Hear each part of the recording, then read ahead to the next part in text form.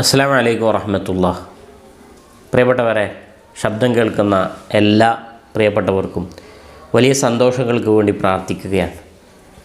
എൻ്റെ ജീവിതത്തിൽ പലപ്പോഴും വാട്സപ്പിലും മറ്റു കോളുകളിലായിട്ട് നമ്മൾ ആത്മീയപരമായിട്ട് ദിക്റുകൾ ചൊല്ലിനെക്കുറിച്ചും മറ്റു വിഷയങ്ങളെക്കുറിച്ചും യൂട്യൂബിൽ ക്ലാസ് എടുക്കുമ്പോൾ നിരന്തരമായിട്ട് നമ്മോട് പ്രാർത്ഥിക്കാൻ വേണ്ടി ദുആ ചെയ്യാൻ വേണ്ടി വരുന്ന ഒരുപാട് ഉമ്മമാരെ നമുക്ക് കാണാൻ കഴിയും, ഒരുപാട് സ്ത്രീകളെ കാണാൻ കഴിയും. അവർക്കൊക്കെ ജീവിതത്തിലെ ഏറ്റവും പ്രധാനപ്പെട്ട പ്രശ്നം ഭർത്താവിൻ്റെ അൺകെയറിങ് കൊണ്ട്, ഭർത്താവ് നിരന്തരമായി ആക്രമിക്കുന്നതുകൊണ്ട്, കള്ളു കുടിച്ച് വന്ന് എന്നെയും എൻ്റെ മക്കളെയും ജീവിക്കാൻ അനുവദിക്കുന്നില്ല, എന്തെങ്കിലും മനസ്സ് മാറാനുള്ള ഒരു പ്രാർത്ഥന പറഞ്ഞു തരുമോ എന്ന് വേദനയോടെ ചോദിക്കുന്ന എത്ര ഉമ്മമാരാണ്. അവർക്ക് വേണ്ടിയാണ് പ്രിയപ്പെട്ടവരെ ഇന്നത്തെ ഈ വീഡിയോ എന്ന് പറയുന്നത്. കഴിഞ്ഞ വർഷം ഭർത്താവിൻ്റെ സ്നേഹത്തിന് വേണ്ടി കെഞ്ചരുത്, യാചിക്കരുത് എന്നൊരു വീഡിയോ ഇട്ടപ്പോൾ ഒരുപാട് അതിൻ്റെ താഴെ വന്ന കമൻറ്റുകൾ, എൻ്റെ ജീവിതത്തിൽ ഇത് മാത്രം ഞാൻ ഇത്ര വർഷം അനുഭവിച്ചവരാണ് ഉസ്താദെ എന്ന് പറയുന്ന എത്ര കമൻറ്റുകൾ കണ്ടു. വീണ്ടും പറയുന്നു, ഒരു കാരണവശാലും നിങ്ങൾക്ക് ലഭിക്കാത്ത സ്നേഹത്തിന് വേണ്ടി യാചിക്കുന്ന, കെഞ്ചുന്നൊരവസ്ഥ നിങ്ങളുടെ ജീവിതത്തിൽ ഉണ്ടാകരുത്. ഒന്നാമതായിട്ട് നിങ്ങളോട് പറയാനുള്ളത്, നിങ്ങളുടെ ശരീരത്തെ നിങ്ങൾ ബഹുമാനിക്കണം. ഭർത്താവാണെങ്കിലും മനുഷ്യനാണ്, നീയാണെങ്കിലും മനുഷ്യനാണ്. നിൻ്റെ ശരീരത്തെ ബഹുമാനിക്കാനും നിൻ്റെ ശരീരത്തിൻ്റെ സ്ഥാനം ഈ സമൂഹത്തിൽ എത്രയുണ്ടെന്ന് ബോധ്യപ്പെടാൻ ആദ്യം നിങ്ങൾ ശ്രമിക്കണം. എത്ര ആളുകൾ ഈ ഭർത്താവിൻ്റെ ക്രൂരത കൊണ്ട്, സ്നേഹമില്ലായ്മ കൊണ്ട് ആത്മഹത്യ ചെയ്തു എന്നറിയോ ഈ ജീവിതത്തിൽ?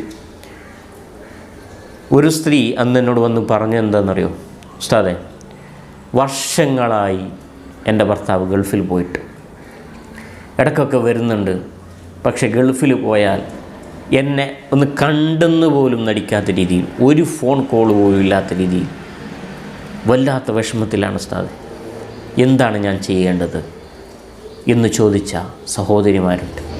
എൻ്റെ പ്രിയപ്പെട്ട ഭർത്താക്കന്മാരായി നിൽക്കുന്ന, ഞെളിഞ്ഞു നിൽക്കുന്ന ഭർത്താക്കന്മാരോട്, നീ ആണായിട്ട് ജനിച്ചിട്ടുണ്ടെങ്കിൽ, നിനക്ക് നല്ല ബാധയായിട്ട് ഒരു ഭാര്യയെ തന്നിട്ടുണ്ടെങ്കിൽ അവരെ ബഹുമാനിക്കാനും അവർക്ക് ജീവിതത്തിൽ സ്ഥാനം കൊടുക്കാനും പറ്റുന്നില്ലെങ്കിൽ നീ നിൻ്റെ പണിക്കെണീറ്റ് പോകണം.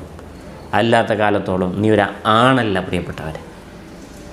ഞാൻ ചോദിക്കുന്നത്, ഒരു സ്ത്രീ അവഗണിക്കപ്പെടേണ്ടവളാണോ? ഇസ്ലാം എന്ന മഹത്തായ ദീൻ ഒരു ദാമ്പത്യ ജീവിതത്തിൽ പ്രിയപ്പെട്ടവരെ, ഏതോ നാട്ടിലും ഏതോ കുടുംബത്തിലുള്ള ഒരാണും ഒരു പെണ്ണും, ആ പെണ്ണിൻ്റെ ഉപ്പ ഈ ഭർത്താവിന് കൈ കൊടുത്തുകൊണ്ട് ഈ മഹറിന് പകരം നിങ്ങൾക്ക് ഞാൻ വിവാഹം ചെയ്തു തന്നു എന്ന് പറയുമ്പോൾ അത് സ്വീകരിച്ചു എന്ന ഒരു വചനത്തിലൂടെ, ഒരു നിക്കാഹ് കർമ്മത്തിലൂടെ ഒരു കുടുംബമായി, കുടുംബം എന്ന് പറഞ്ഞാൽ ചെറിയ കുടുംബമാണ്, അവളുടെ അല്ലെങ്കിൽ അവൻ്റെ ജീവിതത്തിൽ ഏറ്റവും അടുത്തറിയപ്പെടുന്ന ഒരാളായിട്ട് മാറുകയാണ് ഭർത്താവ്. സ്ത്രീകളുടെ ഒരു മെൻറ്റാലിറ്റി ഞാൻ പറയാം. ഇന്ന് മെൻറ്റാലിറ്റി മാറിപ്പോകുന്നുണ്ടെങ്കിൽ പോലും ഒരു സ്ത്രീ ഒരു യുവാവിനെ കല്യാണം കഴിച്ചാൽ ആ സ്ത്രീക്ക് ആ യുവാവല്ലാത്തതൊന്നും ചിന്തിക്കാൻ കഴിയില്ല. ആ യുവാവാണ് അവരുടെ ജീവിതത്തിൽ ഏറ്റവും വലിയ റോൾ മോഡൽ. ആ യുവാവിന് വേണ്ടി ജീവിക്കാനും മരിക്കാനും കരയാനും ചിരിക്കാനും ജീവിതം കണ്ടെത്തുന്ന, ജീവിതം മാറ്റിവെക്കുന്ന ഒരു മെൻറ്റാലിറ്റിയാണ് സ്ത്രീകൾക്കുള്ളത്. അങ്ങനെ ആ പുരുഷൻ്റെ, ആ ഭർത്താവിൻ്റെ കെയറിന് വേണ്ടിയും ആ ഭർത്താവിൻ്റെ സ്നേഹത്തിന് വേണ്ടിയും ജീവിതം മുഴുവനും മാറ്റിവെച്ചിട്ട് പോലും ഒരു നിമിഷം ആ പെണ്ണിൻ്റെ മഹത്വം മനസ്സിലാക്കാൻ കഴിയാത്ത ആണായിട്ട് നടക്കുന്ന ഭ്രാന്തന്മാരോട് നമുക്ക് മറ്റൊന്നും പറയാനില്ല. എൻ്റെ പ്രിയപ്പെട്ട സഹോദരിമാരോട്, ആ വിഷയത്തിൽ നിങ്ങൾ ആത്മഹത്യ ചെയ്യാൻ അല്ലെങ്കിൽ ടെൻഷൻ അടിച്ച് ഡിപ്രഷൻ രോഗത്തിലേക്ക് മാറാൻ പോകരുത്. നിങ്ങളുടെ ശരീരത്തിൻ്റെ മഹത്വം നിങ്ങൾ മനസ്സിലാക്കുക. നിങ്ങളുടെ ശരീരത്തിൻ്റെ ബഹുമാനം നിങ്ങൾ മനസ്സിലാക്കുക. ഒരു കാരണവശാൽ നിങ്ങൾ കെഞ്ചരുത്, യാചിക്കരുത്.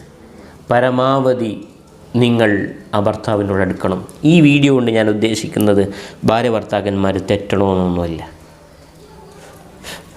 പ്രിയപ്പെട്ടവരെ, നിങ്ങളെ വേണ്ടാത്ത, നിങ്ങളെ ഇത്രയെല്ലാം ചെയ്തിട്ട് പോലും നിങ്ങൾക്കൊരു ഇത്ര സ്ഥാനം നൽകാത്ത ഒരു പുരുഷൻ ഭർത്താവായിട്ട് നിൽക്കണമെന്ന് നിങ്ങൾ എന്തിനാണ് ആഗ്രഹിക്കുന്നത്?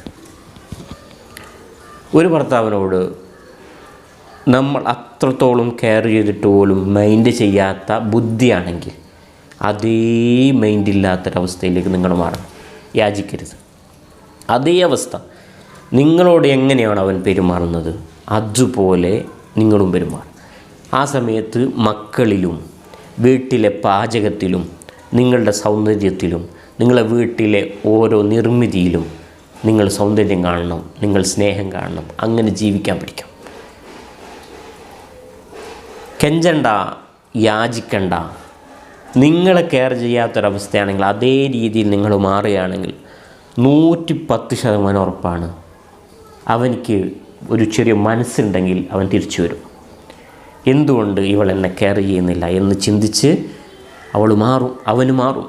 ഉറപ്പാണ്, നിങ്ങൾ എഴുതി വെച്ചു. ഏറ്റവും പ്രധാനമായിട്ട് അവൾ എൻ്റെ കൂടെ ഉണ്ടാകും, അല്ലെങ്കിൽ എനിക്ക് വേണ്ടി അവൾ മരിക്കും എന്ന് ചിന്തിച്ച് ഞാൻ എന്ത് ചെയ്താലും പ്രശ്നമില്ല എന്ന് ചിന്തിക്കുന്ന ചില മണ്ടത്തരങ്ങൾ ചിന്തിക്കുന്ന ആണുങ്ങളുണ്ടല്ലോ, അവരുള്ളത് കൊണ്ടാണ് അത്തരം ചിന്തിക്കുന്നവർ അവർക്ക് ഒത്താശകൾ ചെയ്തു കൊടുക്കുന്നതുകൊണ്ടാണ് നമ്മൾക്ക് സ്ഥാനമില്ലാതായി മാറുന്നത്. നിങ്ങൾ ഡിപ്രഷൻ അടിച്ച് മരിക്കേണ്ടവളല്ലല്ലോ. അവൻ ഇനി എത്ര, ഞാൻ ഈ പറയുന്നത് നിങ്ങളുടെ ഭാഗത്തു നിന്നും ഒരു ഭാര്യയുടെ ഭാഗത്തു നിന്നും ഭർത്താവിനോട് ചെയ്യേണ്ട കടമകളൊന്നും ഇല്ലാതെ തെറ്റ് പ്രവർത്തിച്ച ഒരു ഭാര്യയെക്കുറിച്ചല്ല ഞാൻ പറയുന്നത്. അവനിക്ക് വേണ്ടി ജീവിച്ച് അവനിക്ക് വേണ്ടി എല്ലാം ചെയ്തു കൊടുത്തിട്ട് പോലും ഒരു നിമിഷത്തിൽ ഇങ്ങോട്ട് സ്നേഹമില്ല, ഒരു കോൾ വിളിക്കാൻ അവനിക്ക് മനസ്സില്ല. വീട്ടിലെത്തിയ ഫുൾ മൊബൈൽ, ഓൺലൈനിലാണ്, ഫുൾ ഏതോ ലോകത്താണ്, അതുമാത്രം ചിന്തിക്കുന്നു. ഇവളെ കാര്യം ഒരു മൈൻഡും ചെയ്യുന്നില്ല. അറയിലെത്തിയാലോ റൂമിലെത്തിയാലോ അവിടെയും ഫോണ്. അവസാനം അവളൊരു ഭാഗത്തു നിന്ന് കിടന്നുറങ്ങിയാൽ ഇവൻ ചാറ്റിങ്ങിലോ അല്ലെങ്കിൽ ഇവൻ എന്തെങ്കിലും അവന് കാണേണ്ട വിഷയത്തിലോ. പിന്നെ ശാരീരികമായിട്ട് ഇവളുടെ ശരീരം മാത്രമേ അവനിക്ക് ആവശ്യമുണ്ടാവും. ഇവൻ്റെ ശാരീരികമായ സുഖം ആവശ്യമുള്ള സമയത്ത് മാത്രം അവനിക്ക് ഭാര്യയോട് അടുക്കാൻ കഴിയും. അത് കഴിഞ്ഞാൽ പിന്നെ അവൻ ഇങ്ങോട്ട് തിരിഞ്ഞ് കിടന്ന് പിന്നെ സംസാരമില്ല.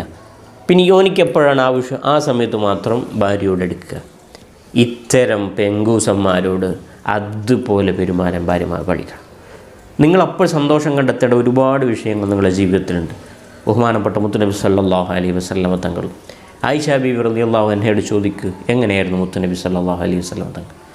വീട്ടിൽ പാചകം ചെയ്യുന്ന മുത്തുനബി, വീട്ടിൽ കൃഷി ചെയ്യുന്ന മുത്തുനബി, വീട്ടിൽ അടിച്ചു വാരുന്ന മുത്തുനബി, വീട്ടിൽ മറ്റു ജോലികൾ ചെയ്യുന്നു, ആയിഷ ബീവിയോടൊപ്പം ഓട്ടമത്സരം നടത്തുന്നു. ദാമ്പത്യത്തിൽ എത്ര വലിയ മാതൃകകളാണ് മുത്തുനബി സല്ലല്ലാഹു അലൈഹി വസല്ലം നമുക്ക് പഠിപ്പിച്ചു തന്നിട്ടുള്ളത്. ഇതിനേക്കാളും വലിയവരാണോ ഈ കാണുന്ന പെങ്കൂസന്മാർ? നിങ്ങളുടെ ഭർത്താക്കന്മാർ?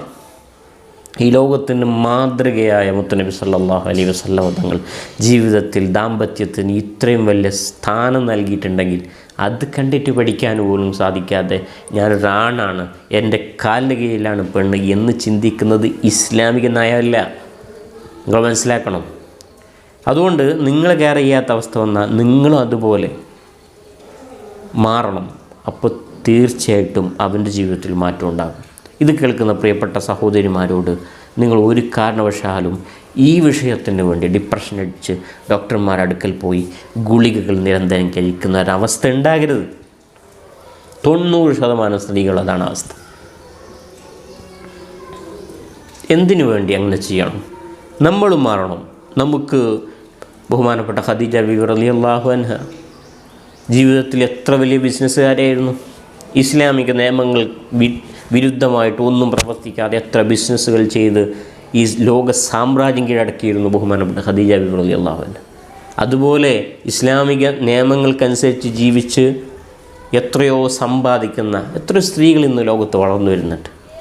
മറ്റു രാജ്യങ്ങളിൽ നമുക്ക് കാണാം ഒട്ടനവധി സ്ത്രീകൾ ഇസ്ലാമിക നിയമങ്ങൾക്കനുസൃതമായിട്ട് തന്നെ ജീവിച്ചുകൊണ്ട് നമുക്ക് ജോലി ചെയ്യാൻ പറ്റും.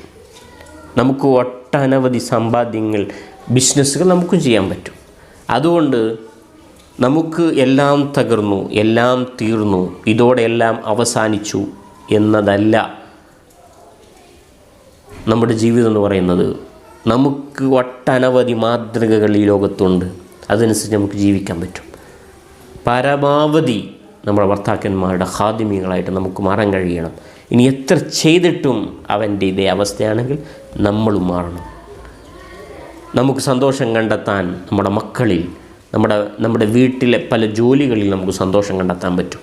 അങ്ങനെ ഒരു മാറ്റം നമ്മുടെ ജീവിതത്തിൽ വരുമ്പോൾ ഈ പ്രയാസങ്ങളിൽ നിന്നും ഇവൻ്റെ ഈ ബുദ്ധിയില്ലായ്മയിൽ നിന്നും നമുക്ക് മാറ്റം ഉണ്ടാകും. ഉറപ്പാണ്, 100% ഉറപ്പാണ്. നിങ്ങൾ വേണമെങ്കിൽ പരീക്ഷിച്ചോളൂ. അള്ളാഹു തൗഫീഖ് ചെയ്യട്ടെ. പരസ്പരം ബഹുമാനിച്ച് പരസ്പരം സന്തോഷിച്ച് ജീവിക്കാനുള്ള എല്ലാവിധ വഴികളും അള്ളാഹു നമുക്ക് എളുപ്പമാക്കി തരട്ടെ. ഇന്ന് ദുആ ചെയ്യുകയാണ്. ഇൻഷാ അല്ലാഹ് എനിക്കും എൻ്റെ കുടുംബത്തിന് വേണ്ടിയൊക്കെ നിങ്ങൾ ദ്വാരക്കണം.